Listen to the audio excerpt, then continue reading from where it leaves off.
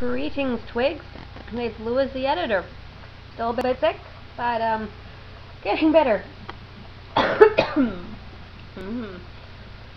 So, first things first, I was going to answer your question from your video. Now I can't for the life of me remember what it is. Dry. Okay, wait there. I'm gonna go watch your video and then come back. And I'm back. Right. So exam didn't go as awfully as I worried, but I still think I probably only got in the low 60s because it was only out of 45 marks, and I think I got 2 big 5-point questions wrong. So yeah, I was sick. I could hardly think. Anyway, second question was yes. Tuesdays and Thursdays are our new days, I think. Except I'm gonna do mine. Maybe I'll do mine today. Maybe I'll just hand it in. It's Thursday now. Anyway, that's beside the point. Okay, so now on to the real stuff. I went to the library and got the nicest haul of books ever. Man. So first I went to Russell's this week. And I bought the Powder and Patch for You. They couldn't find it, and they couldn't find it, and they looked all over the place because your thing had expired. But they found it eventually. I also bought one for myself, which is the only book I don't have with me, so I'm not going to show you the cover, and it's called The Night by Gene Wolfe. And Gene Wolfe is kind of interesting. I've read one book by him, and I almost loved it, but in the end, I didn't like it.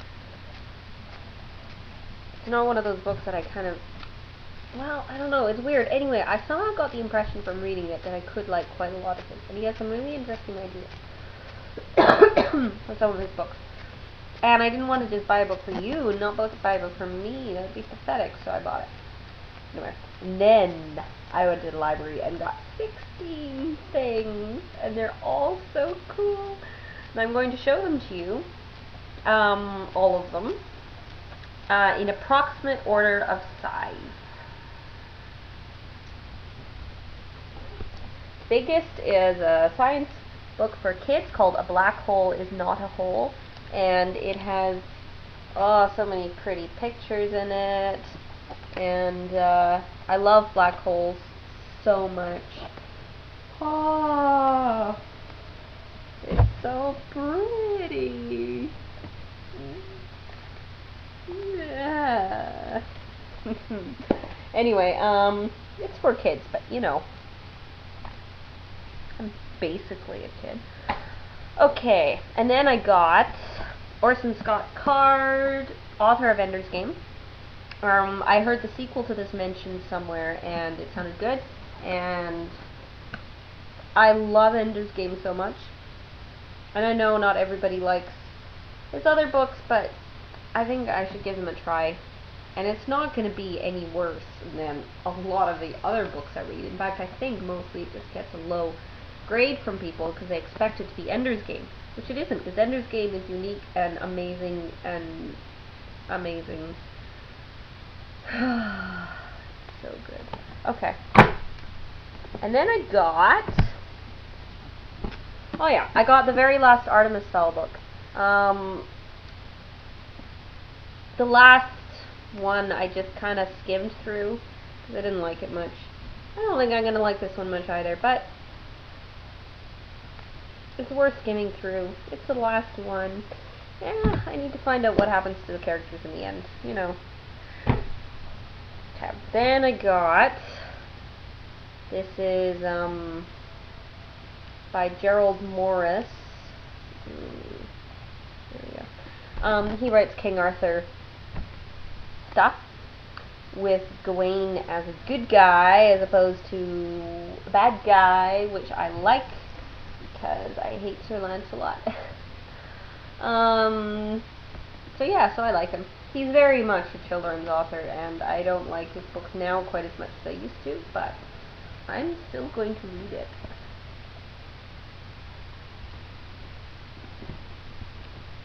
Okay, and then, oh darn it, I missed one. out of order. This one is bigger.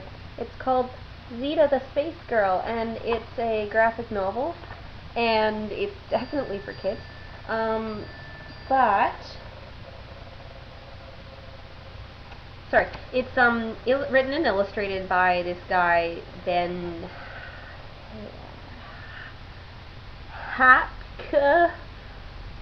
Hake. I don't know. He's Catholic. He has 4 daughters. He has illustrated a couple Chestertonian things in such a fabulous manner. He's done several illustrations for Gilbert too, so you probably recognize his art if you saw it. And he, but this book is kind of popular around, you know, librarians like it and stuff. It's not just in Catholic circles, it's actually like a proper Space Girl book. So I thought I'd read it, and I've already read it, and I liked it quite a bit. Definitely for, you know, young kids. But that's good. Okay, I have to go because the Heisman's potatoes are burning. I'll be back again for the other half of my book. And I'm back. So, let's do the rest of these now. Pretty things. Okay, here's another book by the same guy, the same King Arthur guy. About Sir Gawain. This is for a much younger audience, but I heard for the audience it's for, it's really, really good. So, I thought I'd try it out. I am always keeping in mind possible books for very non-real but possible future children I may have. So, or may not have. Yes. Next I got some manga from a series that I really didn't like at first, but for some reason I kept reading, and now I love it. I love it when that happens. It's so awesome. And then I got some more manga. This was recommended by the guy who wrote Harry Potter and the Methods of Rationality, who likes a number of books I like a lot, a specific flavor of books, the sort of mental games, battle of wits books, like Ender's Game, and anything he recommends like that, I am going to jump on, especially if it's manga. He already recommended another series, which was so fantastic, called Death Note, and it was amazing. Anyway, okay, and then I have more manga. Yeah. Okay, and then I got no, let's finish up with the books. Okay, and then I got this cute little book. It's a sequel to a book called The Scientists. No. Whoops. The Pirates in an Adventure with Scientists. And it's brilliant and really funny. Really, really funny. It was written by a guy to impress his girlfriend. Or to impress a girl he liked. And, unfortunately, I think I read somewhere that she wasn't actually too impressed. Which I so would be. Man, if someone wrote me a tiny, little, hilarious little book about pirates and scientists, I would be so darn impressed, I'd practically marry him on the spot. I mean, man, that's impressive. Anyway, and this is the sequel. And it's so little, and it's cute, and I'm going to love it, I know. Okay, and then, last but not least, I got 2 videos. One is just 3 and 4 of Season 2 of Dexter.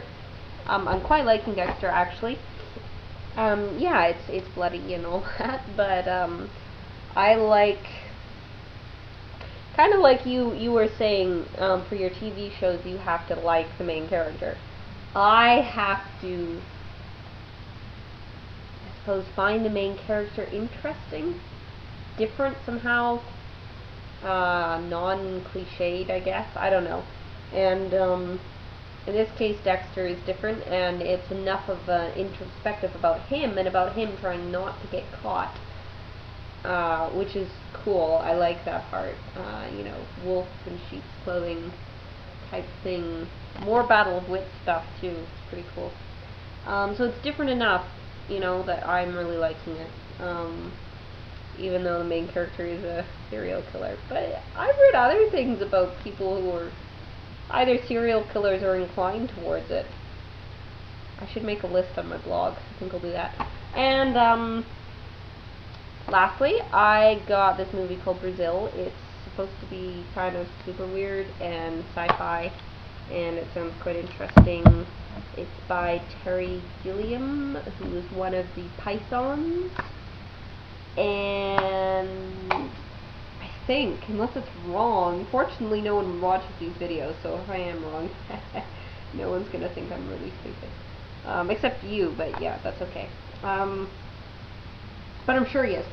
Anyway, so that's quite intriguing, and I'm looking forward to that. And there we go, my huge stash of books. This probably took forever, but it took like 10 minutes or something. I don't know, but it's worth it, I hope. I had fun. It's books, you should have fun too. So, yeah, I'll see ya when I see ya.